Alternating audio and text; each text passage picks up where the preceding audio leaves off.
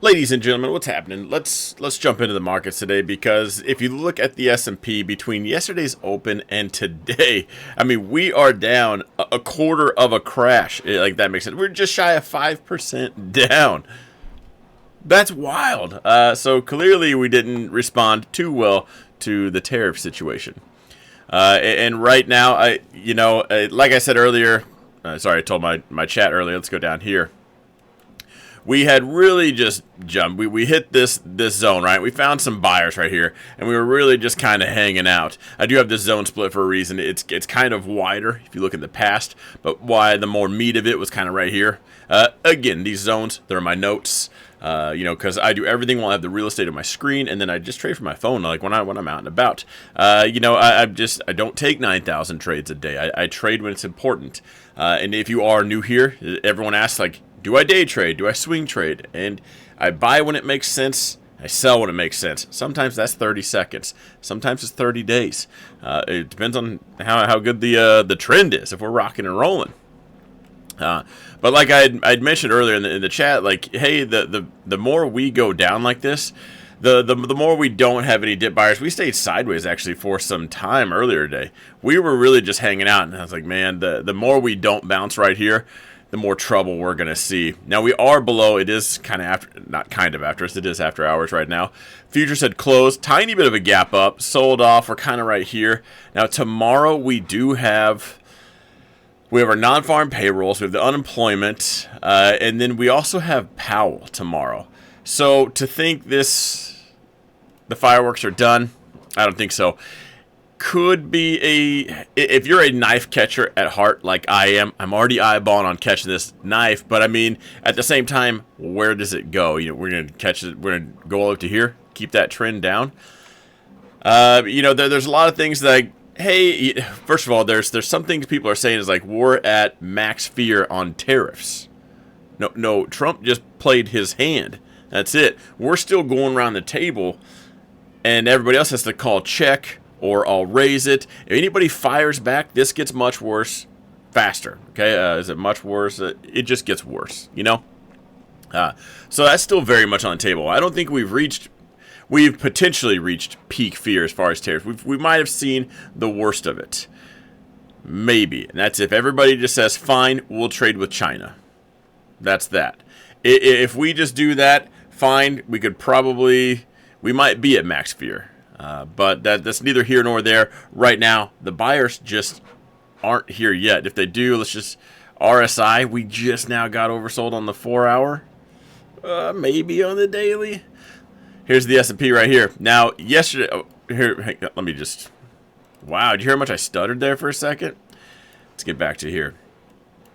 Look at how we did most of the day, just hanging out at this expected move. Again, these white lines, the white dashed lines, are something I draw every Sunday. I go live 1 hour after futures open, an hour 15 minutes. Markets for me open at 5. I'm live at 6:15. So if you want to come in, I go live to talk to you guys, to answer questions. So just again, make sure you're subscribed. Eventually, you'll get notified, and come check it out. Usually, I'm even live on Thursday, just due to my kid having a concert tonight. I got to go video that. I got to do the dad things. So sorry for those of you guys that are usually here on Thursday, not live tonight. Getting below this tomorrow, do we rein it back in, or do we go for the 2 spot? And that's what's going to be dangerous. 2 standard deviations puts the S&P at 527. And I think we could easily go, depending on what happens overnight, we could easily go there. If there's going to be any good news, in the reports tomorrow as far as unemployment, those are excuses to move the markets, to just move some money around. There could be a green reaction. Every report that comes out, I can spin it bullish or bearish.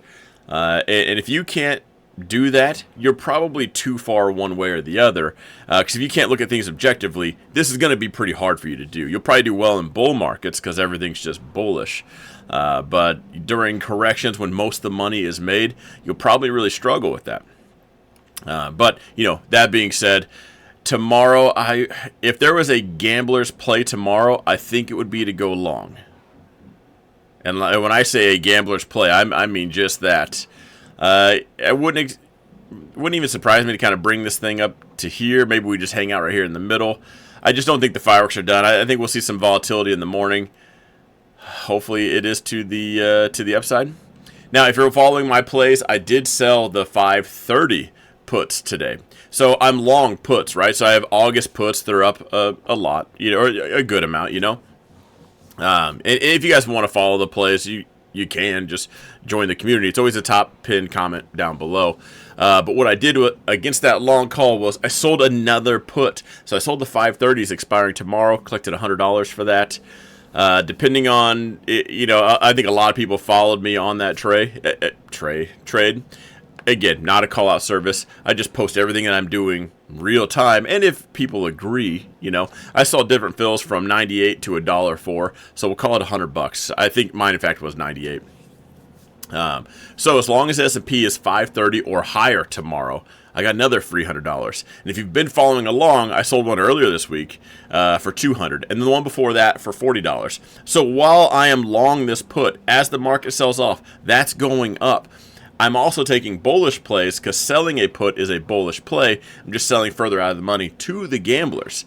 So far, the first one was $40, second one was $200, and then we waited for. I didn't have anyone going into this, so we sold off. The put went up, and now we sold another one. So anytime there's a bright red day, I plan on doing that more.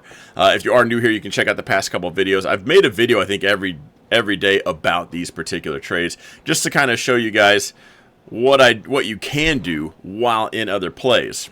It's not always a you're in or out kind of thing. There's a lot of gray area in between. I hate to say there's options because that's what it's called. It's not. I'm not trying to play any words there, but you have a lot of options. So that being said, shout out to the few people that were in QQQ puts and SPY puts with me overnight, because those were up quite a bit. I do want to shout out to one of my members, Technician. He was in the 472 puts for QQQ. He bought them yesterday. Imagine that. Tomorrow's expiration, which was today, 472. And then the market just opens right here. Banging. Qs, right? We're talking $20 down. This isn't Tesla. This isn't Google. That was a wild play. So shout out to you for that. I love it when people just kill it like that. That was a gamble play. It's probably not something you want to make a career out of. But that being said, it's still fun when you take those plays and they just hit it. Really breaks up the monotony. If you're not maybe a high volume trader doing 96,000 trades a day on the VWAP or anything like that, you take a couple of the gamble plays. Just kind of breaks it up from the normal. Like, I'm going to buy some things. I'm going to time it here, collect something here. Anyway, looking at the S&P, the Nasdaq going into the futures, right? So S&P, same story as the Nasdaq. They look very similar. They're both just shy of a zone. So what we're really hoping for is we rein that thing back in. Personally, I am, because the puts I have sold. And honestly, if we were to have just a zone-to-zone day, I mean, let's say tomorrow we're kicking this thing off and we're sending it. The bulls, they found their little coin purse and they're going to town. I would go short over the weekend. So I would love that. Fingers crossed, but I'm not holding my breath, if that makes sense. They're all just outside the expected move. Grandpa Dow, a lot more. Now that one got absolutely spanked. As soon as we broke that zone, it was just borderline free fall. If there was going to be a long play, I would have taken the long play on the Dow had we made it to this zone. Looking at the Russell, almost there to that bottom one. Let's see, what's the Russell? We at 20% yet? Ooh, Russell. Officially in a bear market. I don't know where you've been all these other days, but today, Russell's in a bear market. Hey, just let you know, everything before this, still a bull market, but after today, we flipped, we flipped a little slide. Now it's a bear market. I don't get whoever made that rule, but I don't like that person. A bear market, I would call the bear market at the lower high. Maybe if you want to wait for full-blown reversal. Low, lower high, lower low. Your bear market was entered right here. Anyway, ranting over as far as that goes. I just want to go over one last play with you guys, my Tesla play. So I have the 250 puts sold this week, right? So I collected $648 for that, which means As long as Tesla is 250 or higher, I get to keep all that. That's 100% play for me. Now, this is what I've done. I have a couple videos on this as well, similar to the SPY play, except for I don't have any Tesla shares in this account. It is in my investment account. This is in my trading account. I've been selling puts for the last few weeks. Now, I haven't been assigned, which means I just get free money without ever actually buying Tesla. Eventually, one day, it will go below my strike, and I will get assigned those shares. But until then, I'm kind of making this a game, so I can't wait to make the final Tesla video of what I actually paid for my Tesla shares. Right now, we're killing it. So right now, we're at what? $8, $5.60 plus $6.48. That's all times 100. So that's all per share. So if I were to get assigned at $2.50, we take off the $6.50, then we take off the $8, then we take off the $5.60, and that's what I'll actually out of pocket own those shares for. So I kind of can't wait. And make sure you guys are here on Sunday, because I'll tell you what this pattern is. All right, I'll give you a hint. It's from the movie Firefly. Okay, that's a candle pattern. That's a real thing. Some might call that a bullish engulfing. Like, whatever. What are we, day one stuff? No. Anyway, this is a special one. Now, I'll tell you what that means. Sunday, you just got to make sure you are here. It's not one you're going to want to miss. But that being said, I did do a live stream yesterday. The goal was 5 super chats. 5 super chats, and I go live on Friday. So the goal was hit. I will be live tomorrow. And guys, I'll be honest, Friday streams are kind of a waste of time. In my view, to go over price action on a chart, we have the whole weekend. I'm going to be going over on Sunday anyway. So to make the best use out of all of our time, get your questions ready. Get them ready. Let me answer something. Let's do something to help you guys out as far as trading goes. I have my strategy, but for the past 13 years, do you really think you're going to bring a strategy to the table that I haven't seen, tried, or thought about at all? Probably not. Anyway, ladies and gentlemen, I'm going to wrap it up here. That's where it's at. Tomorrow, we're kind of just hoping for a dip buy. And really, to sum that all up, if we don't get that dip buy, it starts to look more and more like that string that's just going to unravel. And someone's pulling. I wasn't even on camera there. Remember, you get that string and you just keep pulling. Eventually, things just come unraveled. YouTubers will call it capitulation. They'll start using that word every other word. It does sound sophisticated.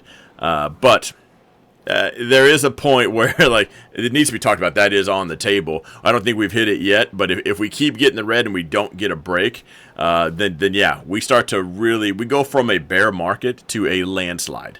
Not the good kind. The kind where you're underneath it kind. Anyway, I'm going to wrap it up here. I will see you guys tomorrow.